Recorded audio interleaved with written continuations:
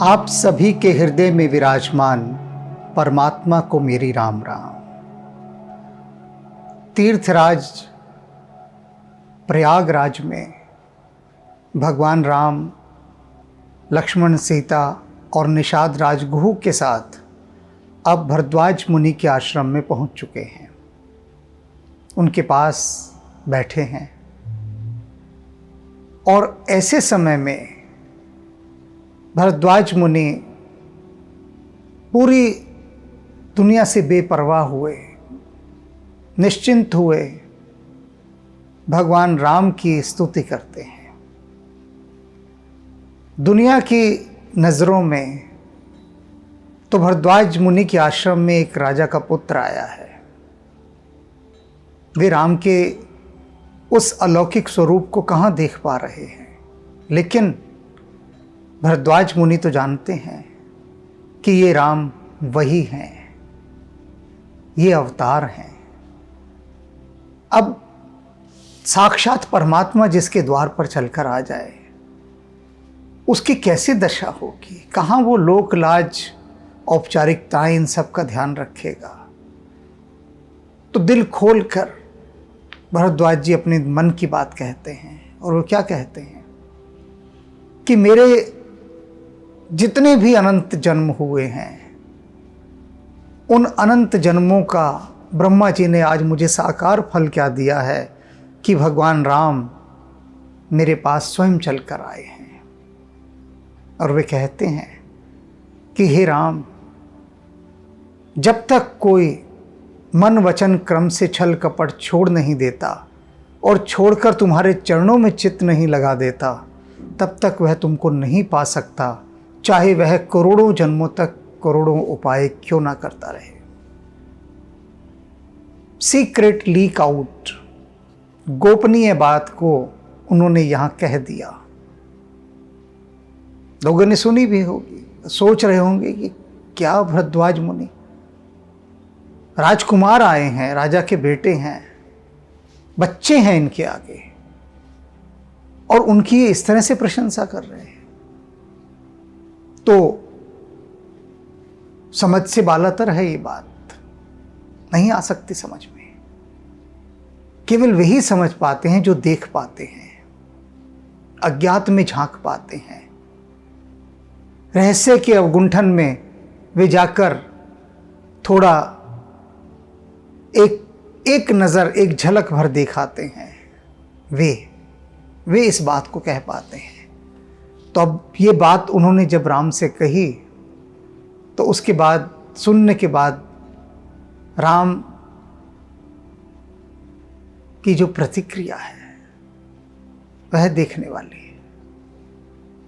सुन मुनि वचन राम सकुचाने। मुनि के ये वचन सुनकर राम सकुचा गए, संकुचित हो गए, लजा गए। क्यों? लीला के कारण लजा गए कि भरद्वाज जी तो पहचान गए हमें।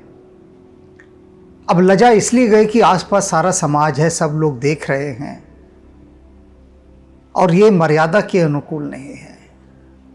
एक मुनि राजा के पुत्रों का ऐसा बखान करे, ऐसा वर्णन करे, उनको अपने से ऊंचा स्थान दे, यह मर्यादा के अनुकूल नहीं है। तो राम सकुचा गए और वे अपने उस अलौकिक रूप को छिपा लेना चाह रहे हैं वहां पर, और छिपा भी गए। तो उनका वो सकुचाना, उनका वह लजाना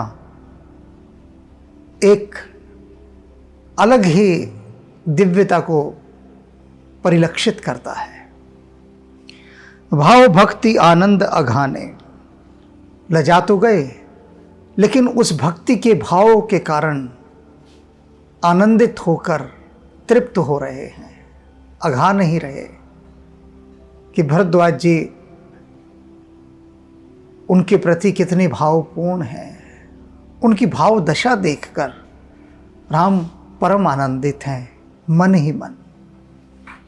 तब रघुबर मुनि सुजस सुहावा, कोटि भांति कही सब ही सुनावा। उसके बाद क्या हुआ? भगवान राम ने उपस्थित सभी लोगों को भरद्वाज मुनि की महिमा का गुणगान किया। करोड़ों प्रकार से उनको बताया कि कितनी महिमा है भरद्वाज मुनि की। उन्हीं की महिमा गाने लगे प्रभु, उनके बड़प्पन की बड़ाई करने लगे।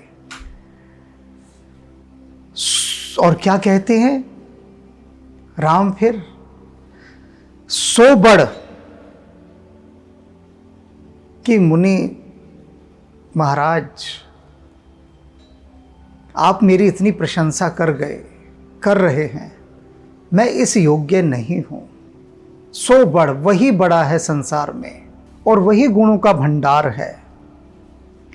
जय मुनिस तुम आदर देहु, कि हे मुनि, हे भरद्वाज मुनि, जिसे आप आदर दे दें, वह तो अपने आप संसार में बड़ा हो गया, गुणों का भंडार हो गया।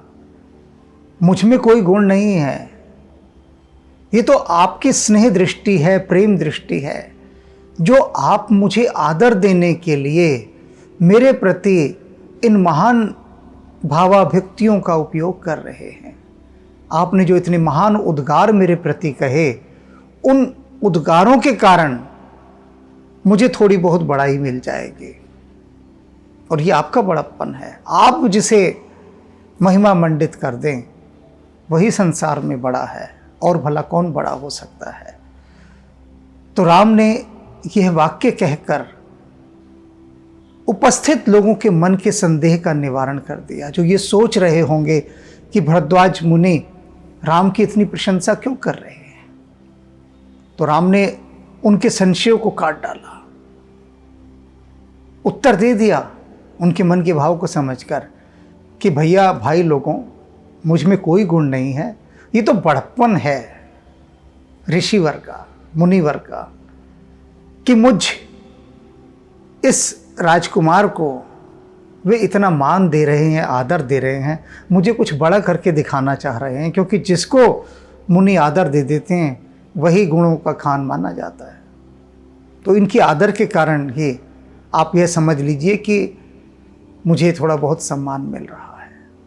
तो बात को उन्होंने इस तरह से समेटा भरद्वाज मुनि जी की, वरना लोग पूछने लगते कि ये क्या कह रहे हैं भरद्वाज जी, कि इन राम के श्री चरणों में जाकर, और आपने जन्मों का पुण्य पा लिया है इनके दर्शन करके। तो ये जो वक्तव्य हैं भरद्वाज मुनि के, जो रहस्यों को उद्घाटित करते हैं, उन पर राम ने तुरंत शिष्टाचार का, मर्यादा का एक अवगुंठन डाल दिया। इतनी सुंदरता के साथ उसको छिपा दिया। मुनि रघुबीर परस्पर नवहि, और उसके बाद भरद्वाज मुनि और राम एक दूसरे को नमस्कार ही करते रहे, विनम्रता पूर्वक एक दूसरे की प्रशंसा करते रहे, आदर देते रहे एक दूसरे को। वचन अगोचर सुख अनुभव ही, और क्या हुआ, उन वचनों के साथ जो आपस में बातचीत कर रहे थे राम और भरद्वाज मुनि, उससे जो अगोचर सुख उत्पन्न हो रहा था, अनिर्वचनीय सुख, उसे वे ही अनुभव कर रहे थे और कोई अनुभव नहीं कर पा रहा था, क्योंकि दोनों ही जानते थे, दोनों की बातचीत एक गोपनीय भाषा में हो रही थी, कोड वर्ड के साथ, और दोनों ही उस कोड वर्ड को ब्रेक करना जानते थे, उनके अर्थ जानते थे।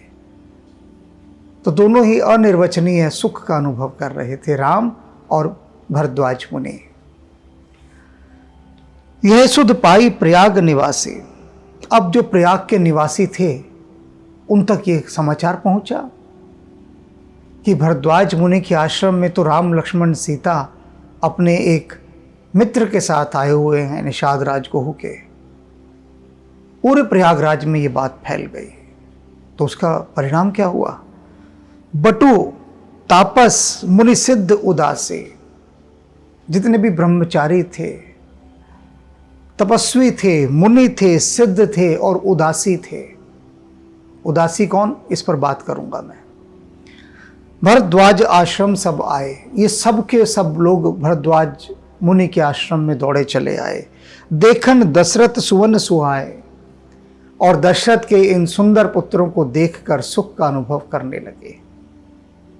पुनः लौटते हैं बताने के लिए कि कौन कौन भागे भागे आए।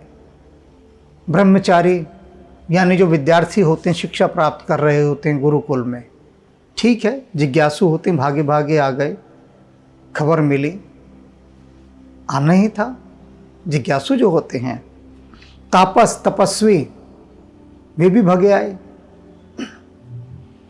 कि राम आए हैं, तपस्वी राम हैं, उनके दर्शन करके हम भी तपस्या में अपने कुछ लाभ कमा लेंगे। मुनि और सिद्धजन भी आए, क्योंकि मुनियों और सिद्धों के संग में राम सदा रहे हैं। तो वे किसी राजा के पुत्र से मिलने नहीं आए हैं, मुनि और सिद्धजन। वे उस वैरागी तपस्वी राम से मिलने आए हैं जो सदा अध्यात्म की जिज्ञासा करता रहता है।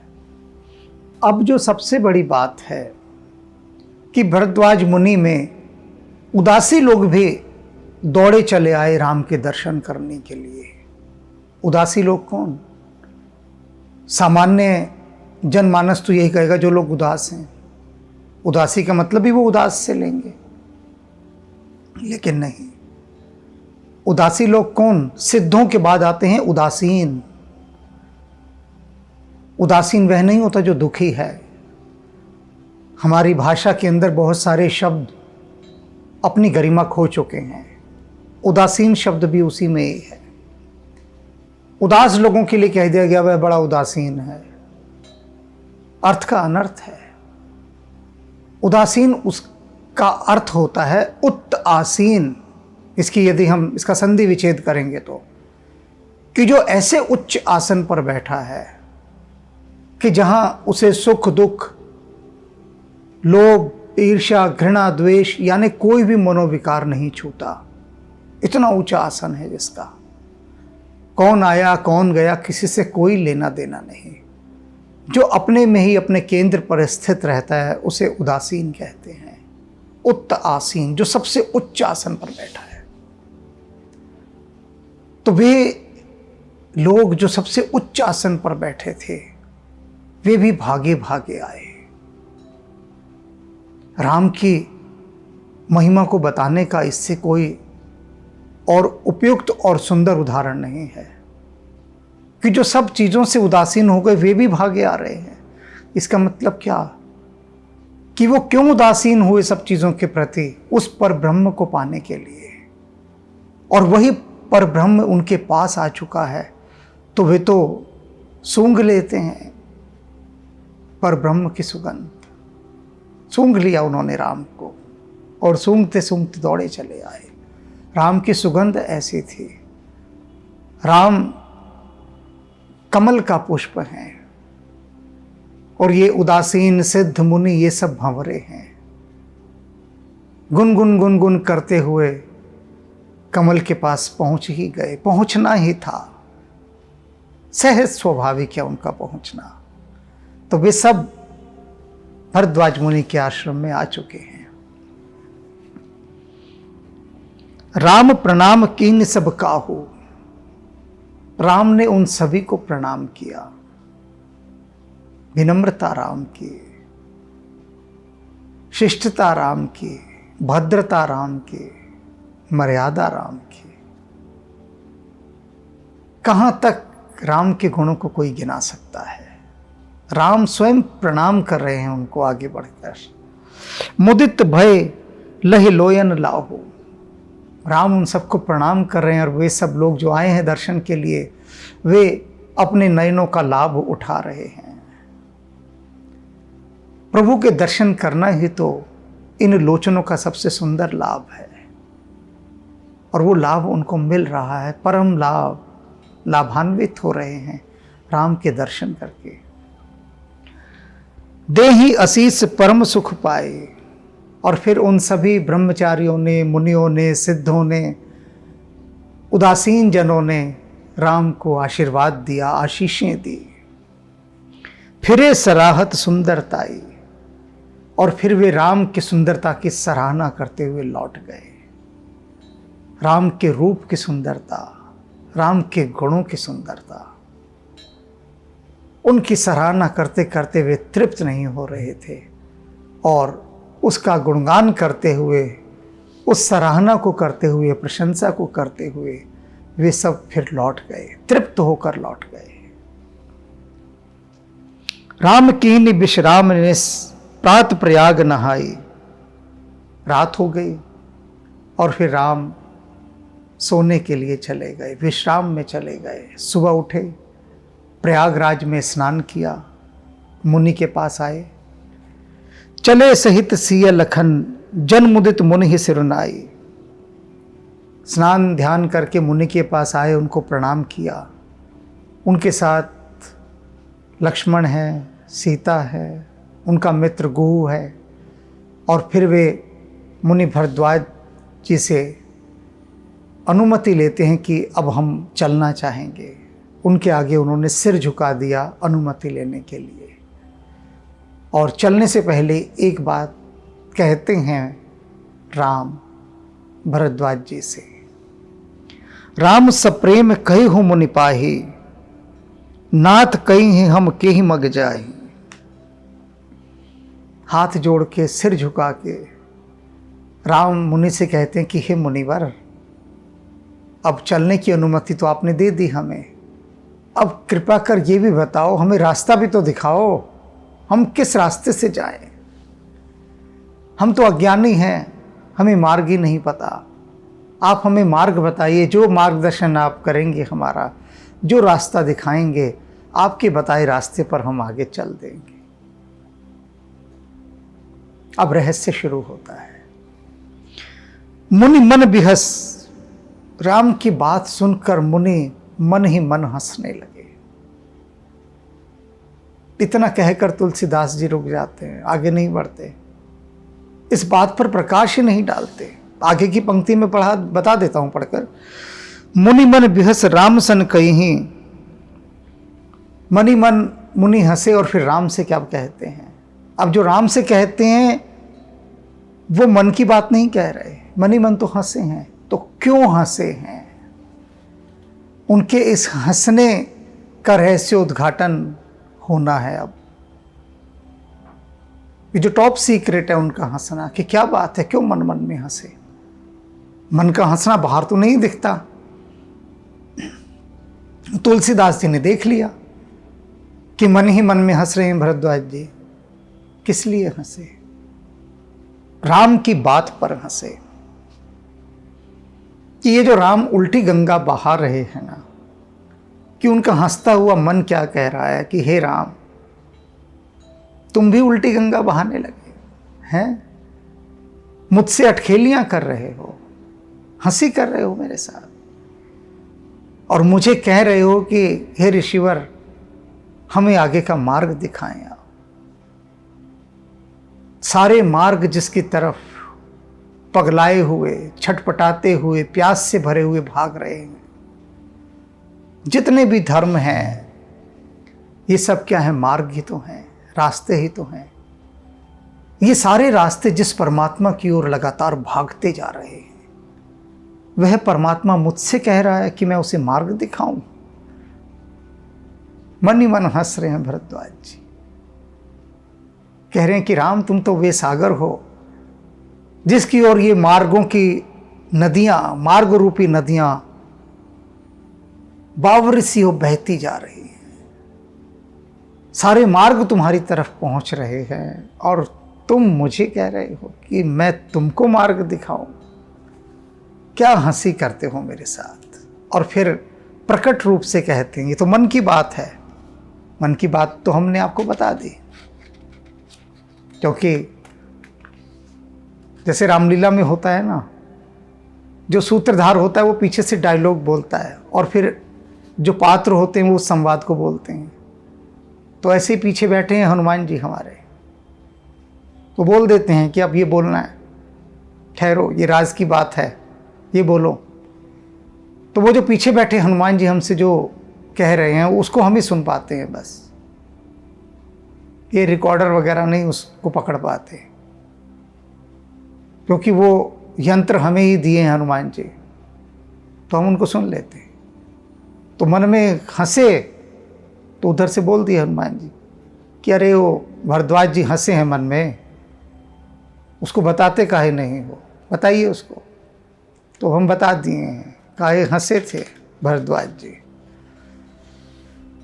हंसे तो आप भी होंगे मन ही मन में, बाद में जब ये राज की बात पता लगी होगी। तो अब भरद्वाज जी प्रकट रूप से क्या कहते हैं? सुगम सकल मग तुम कहूँ अये। कहते हैं राम, तुम जिस मार्ग से चले जाओ वही मार्ग सुगम हो जाता है, वही मार्ग धन्य हो जाएगा जिस मार्ग से तुम चले जाओ। क्या देखो डायलॉग डिलीवरी है, संवादों का क्या आदान प्रदान है। राम कह रहे हैं मुनिवर हमें बताइए, मार्ग दिखाइए, हम किस मार्ग से जाएं, अर्थात कौन सा मार्ग हमारे लिए सुविधाजनक होगा। और भरद्वाज जी फिर प्रकट रूप से कहते हैं कि राम, तुम जिस मर्जी मार्ग से चले जाओ, जिस मार्ग से तुम चले जाओगे वही सुगम है, वही धन्य हो गया। तो मार्ग वार्ग की बात जाने दो, लेकिन फिर भी मर्यादा को तो निर्वाह करना ही है। तो भरद्वाज जी भी करते हैं। साथ लागी मुनि शीश से बुलाए। भरद्वाज जी ने घोषणा करवाई अपने आश्रम में, अनाउंसमेंट करवा दी कि भाई राम आगे की यात्रा पर जाना चाहते हैं, तो उनका मार्गदर्शन करने के लिए कुछ शिष्य चाहिए, आ जाओ, कौन कौन जाना चाहेगा। अब हुआ क्या, अनाउंसमेंट तो हो गई। अब अनाउंसमेंट क्या हुई, एक मुसीबत खड़ी हो गई बहुत बड़ी। सुन मन मुदित 50 आए। ये घोषणा सुनते ही प्रसन्नता के मारे 50 ब्रह्मचारी दौड़े दौड़े आ गए। बुलाए 4 थे, 50 आ गए। लो कर लो, छांट लो, अब लेते रहो इंटरव्यू यहाँ पर कि भैया कौन जाएगा, किसका सिलेक्शन होगा। 50 दौड़े आ गए।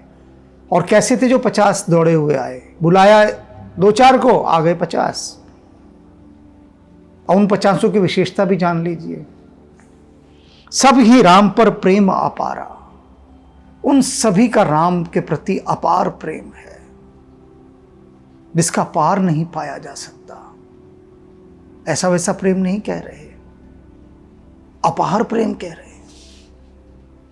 50 का सकल कहीं ही मुख देख हमारा। और 50 के 50 क्या कह रहे हैं? मग दीख हमारा। अरे भगवान, ये रास्ता हमारा देखा हुआ है। दूसरा कह रहा है मेरा भी देखा हुआ है प्रभु, मैं तो पता नहीं कितनी बार इस रास्ते से आया हूं, मैं आपके साथ चलता हूं। 50 के 50 यही कह रहे हैं कि हम आगे आपको मार्ग दिखाएंगे, ये सारा रास्ता हमारा, चप्पे चप्पे से वाकिफ है हम इसके, एक एक परमाणु से परिचित हैं, आप हमें साथ ले चलिए। अब वहां पर होड़ा होड़ी मच गई, कौन जाएगा। मुनि बट 4 संग तब दीने। उसके बाद मुनि ने 4 ब्रह्मचारियों को चुना, 50 में से 4 को चुना। कौन से 4 थे?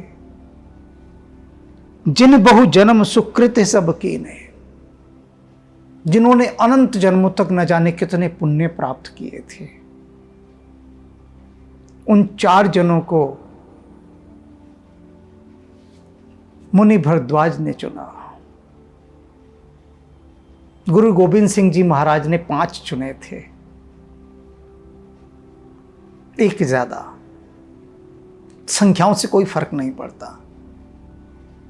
चुने गए हैं, बात इसकी है बस। 5 प्यारे, 5 चुन लिए गुरु गोविंद सिंह जी महाराज ने। न जाने उन 5 ने अनंत जन्मों में कितने पुण्य किए होंगे, कितना नाम सिमरा होगा, कोई उसका हम हिसाब किताब नहीं लगा सकते। ऐसा कोई स्केल नहीं है, कोई तराजू नहीं है, कोई पैमाना नहीं है, कोई कसौटी नहीं है जिसमें उन 5 प्यारों का आकलन किया जा सके। अपार हैं वो, पार हैं, दूसरे जगत के हैं। जो चुने गए। और चुन भी कौन रहा है उन्हें? पिता दशमेश, गुरु गोविंद सिंह जी महाराज, वे जो बादशाह भी हैं और फकीर भी हैं, दोनों एक साथ हैं, वे चुन रहे हैं। कैसा अंतरतम तक जाकर उन्होंने पकड़ा होगा और तब चुना उनको। तो ऐसे ही यहां पर भरद्वाज जी ने उन चारों को चुना जिनके अनंत जन्मों के पुण्य अब पूर्ण हो चुके थे। अब उनकी पूर्णता के बाद केवल मोक्ष शेष था, परमात्मा का साथ शेष था। उन चारों को चुन लिया।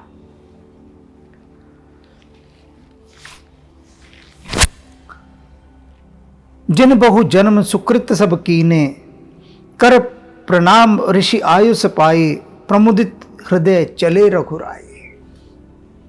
और उन चारों ब्रह्मचारियों के साथ राम चल दिए।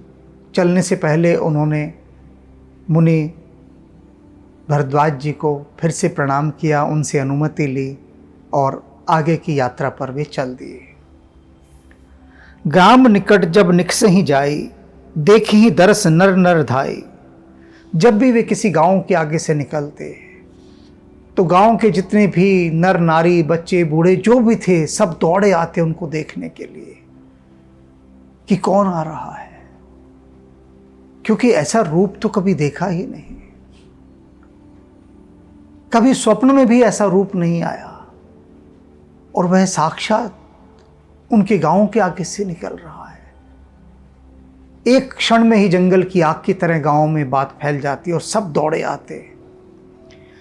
हो ही सनाथ जन्म फल पाए, और सब अपने जन्मों का फल पाकर सनाथ हो रहे थे। अब तक तो अनाथ थे। जब तक राम के दर्शन ना हो जाएं, राम ना मिल जाएं, तब तक सब अनाथ हैं। जब तक रघुनाथ ना मिले,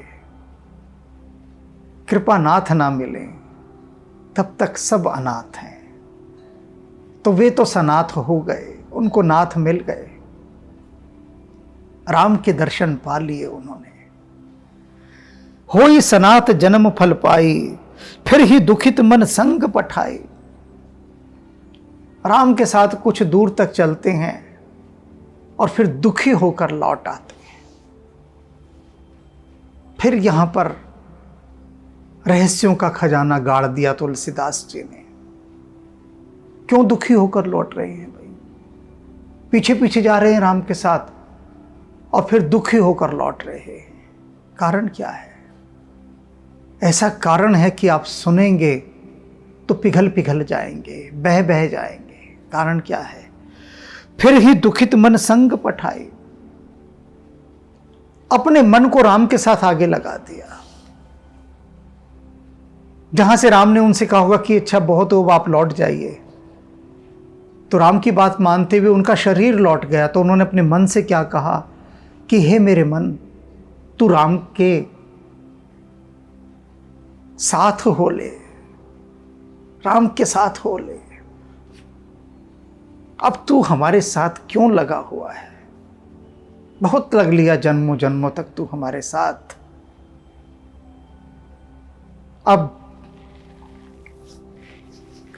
अब राम के साथ लग ले, राम के साथ हो ले, जा। मन को भेज दिया राम के साथ। जैसे बाल काल में अपने बच्चे को गुरुकुल में गुरु के पास भेज देते थे कि जा गुरुकुल में गुरु के साथ रहे, ऐसे अपने मन को कह दिया कि जा जा, डोल राम के साथ वन वन। और अमन होकर आ गए, बिना मन के होकर आ गए। मन तो आप साथ है नहीं देह के, उस देह के साथ जो जन्मों जन्मों तक रहा वह मन तो राम को दे दिया, दिल राम को दे बैठे। अब दिल तो रहा ही नहीं, तो दुखी होकर आ रहे हैं कि बिना मन के अब रहेंगे। अमनी दशा में रहेंगे, बेमन होकर रहेंगे।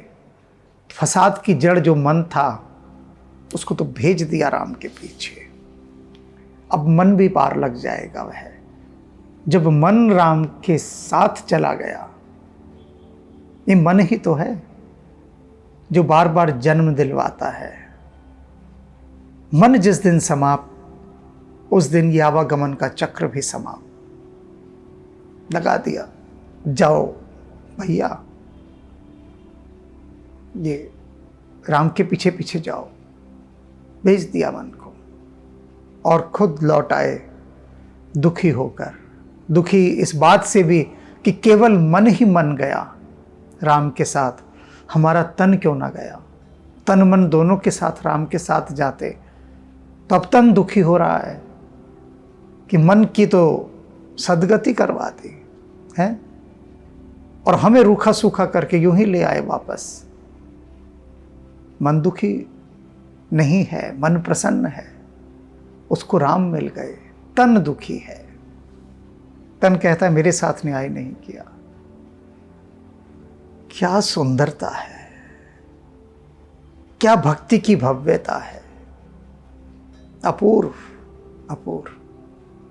ऐसे ही मन को राम के साथ लगा देना है, ऐसे ही जैसे इन भोले भाले ग्रामवासियों ने लगा दिया। अवसर था, चूके नहीं। लेकिन यहाँ पर ऐसे ऐसे बड़े बड़े चौहान मैंने देखे हैं, एक से एक बड़े चौहान देखे हैं जो केवल चूकना ही जानते हैं। चूकना उन्होंने अपना स्वभाव बना लिया है और हैं बड़े बड़े चौहान। लेकिन यहाँ ये गांव वाले नहीं चूके, पार लग गए। विदा किए बट विनय करी फिर पाई मन काम। और फिर राम ने वो जो ब्रह्मचारी उनके साथ आए थे रास्ता दिखाने, उनको भी विनती की उनसे लौट जाने की। आज्ञा नहीं दे रहे हैं राम, ऑर्डर नहीं दे रहे हैं कि हमारा आदेश है जाओ अब लौट जाओ। नहीं, हाथ जोड़कर उनसे विनती कर रहे हैं कि आपका बड़ा धन्यवाद, बहुत कृपा, आपने इतना कष्ट उठाया हमारे लिए, रास्ता दिखाने आप आए। हार्दिक आभार प्रकट करते हैं हम आपका, और अब आप भरद्वाज मुनि के पास लौट जाइए। ऐसे विनती की उन ब्रह्मचारियों से, और उन ब्रह्मचारियों को क्या मिला? फिरे पाई मन काम। और वे तो जैसे पूर्ण काम हो गए, उन्हें वरदान मिल गया अनन्य भक्ति का, राम की भक्ति का वरदान। वो वर पाकर वो पूर्ण काम होकर लौट गए। उतरे ही नहाई जमुन जल जो शरीर समश्याम। उसके बाद राम यमुना नदी में उतरे और उनके शरीर के समान ही जिस यमुना नदी का श्याम वर्ण है, उस नदी में उन्होंने स्नान किया। सुनत तीर वासी नर नारी। अब जो यमुना नदी के किनारे रहने वाले थे, अभी तक तो ग्रामवासी भागे भागे आ रहे थे, अब राम यमुना नदी में स्नान कर रहे हैं। ये खबर यमुना नदी के किनारे किनारे रहने वाले सभी लोगों तक पहुंच गई। धाये निज निज काम बिसारी। सब अपने अपने काज बिसारी, अपने अपने सारे कामों को बिसरा कर छोड़कर भागे राम के दर्शन करने। जो जहां था, काम जाए चूल्हे में, मैं छोड़ दिया काम, जहां जिसका जो काम था, हाथ वाथ भी नहीं धोए, सब भागे एकदम राम के दर्शन करने के लिए। धाये निज निज काज बिसारी। अपने कामों को बिसरा कर, उपेक्षा करके, छोड़कर भागे। लखन राम सिय सुंदर ताई देख कर ही निज भाग्य बढ़ाई। राम लक्ष्मण और सीता की सौंदर्य की उस छटा को देखकर, उनका दर्शन करके वे सब अपने अपने भाग्य को सराहने लगे, बड़ाई करने लगे अपने, कितने सौभाग्यशाली हैं हम। अपनी प्रशंसा स्वयं करने लगे कि हमें राम लक्ष्मण और सीता को देखने का अवसर मिल रहा है, हम कितने सौभाग्यशाली हैं। अच्छा, उनको पता नहीं कि वे राम लक्ष्मण और सीता का दर्शन कर रहे हैं। वे तो एक दिव्य पुरुषों का दर्शन कर रहे हैं, दिव्य देवी का दर्शन कर रहे हैं। उन्हें परिचय नहीं पता, भी इंट्रोडक्शन नहीं पता बिल्कुल भी। अति लालसा बस ही मन माही, नाव गांव बूझत सकुचाई। उनके मन में बड़ी लालसा हो रही है कि ये इतने सुंदर दिव्य, ये राजकुमार और ये जो राजकुमारी है ये कौन है, इतने सुंदर दिव्य पुरुष और देवी कौन है। इच्छा हो रही है, जिज्ञासा हो रही है जानने की। नाव गाँव बूझत सकुचाई। नाव नाम क्या है, गाँव गाँव कौन सा है, क्या नाम है आपका, कहाँ से आए हैं। बूझत सकुचाई, संकोच कर रहे हैं पूछने में, हेजिटेट कर रहे हैं, कैसे पूछें जाके, क्योंकि पूछने वाला कौन होगा, मन होगा ना, बुद्धि होगी ना, वो सब तो सम्मोहित हुए पड़े हैं, मंत्रमुग्ध से बोलती बंद है, राम को बस देखते ही जा रहे हैं, उनका सौंदर्य, और संकोच भी हो रहा है कि कैसे पूछे जाकर, क्या करें। तब जे तिन्हें मोह बय बरिद सयाने। अब उन यमुना नदी के किनारे रहने वाले लोगों में कुछ बय वृद्ध यानी वयोवृद्ध लोग भी थे, बुजुर्ग लोग, सयाने, समझदार। तिन करी जुगत राम पहचाने। उन्होंने बड़े उपाय से सोचकर समझकर युक्ति निकालकर राम को पहचान लिया, तो सबको बता दिया ये कौन है। पहचान गए, ये तो भरद्वाज मुनि के आश्रम से जो चले हैं, दशरथ पुत्र राम लक्ष्मण है और ये राम की पत्नी सीता है। पहचान गए। सकल कथा तिन सब ही सुनाई।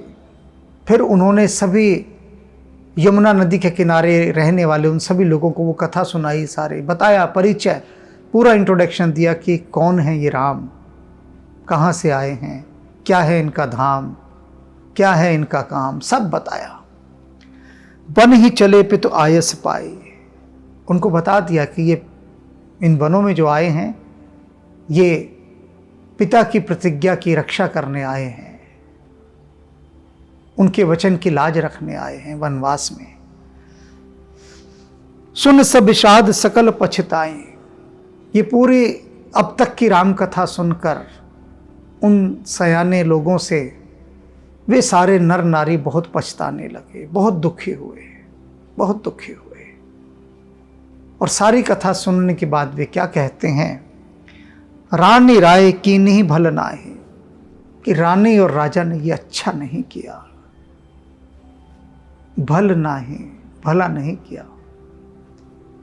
राम, लक्ष्मण और सीता, इन तीनों को वनवास देकर राजा और रानी ने अच्छा नहीं किया। ऐसे विषादग्रस्त होकर, दुखी होकर वे पछता रहे हैं, मन में सोच रहे हैं। आप देखिए, जिससे ना जान पहचान, न लेना एक न देना दो, उन राम के प्रति कैसे हृदय बहता जा रहा है सभी का, कैसे बहता जा रहा है। ये आकर्षण है उस परम सत्ता का, क्योंकि ये सब क्या है, जितने भी लोग हैं आसपास, ये सब ग्रह उपग्रह हैं, सैयारे हैं ये सब, और राम है सूर्य, आफताब। ये सारे ग्रह नक्षत्र सब सूर्य की ओर खिंचे ही तो जाते हैं, उसी की ही तो परिक्रमा कर रहे हैं।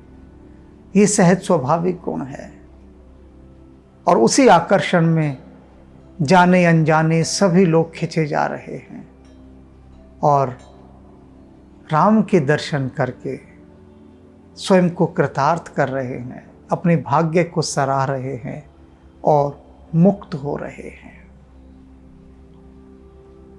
आप बिल्कुल भी अपने मन को निराश न करें, क्योंकि इस समय यदि आप अपना सब कुछ छल कपट छोड़कर पूरे मन से इन ग्रामवासियों के समान राम के दर्शन करेंगे, तो आपको वही पुण्य प्राप्त होगा जो हजारों साल पहले राम को देखने वाले इन ग्रामीणों को प्राप्त हो रहा है, इन ब्रह्मचारियों को, सिद्धों को, मुनियों को, उदासीन जनों को, इन सबको प्राप्त हो रहा है, क्योंकि राम सदा हैं, राम केवल हैं।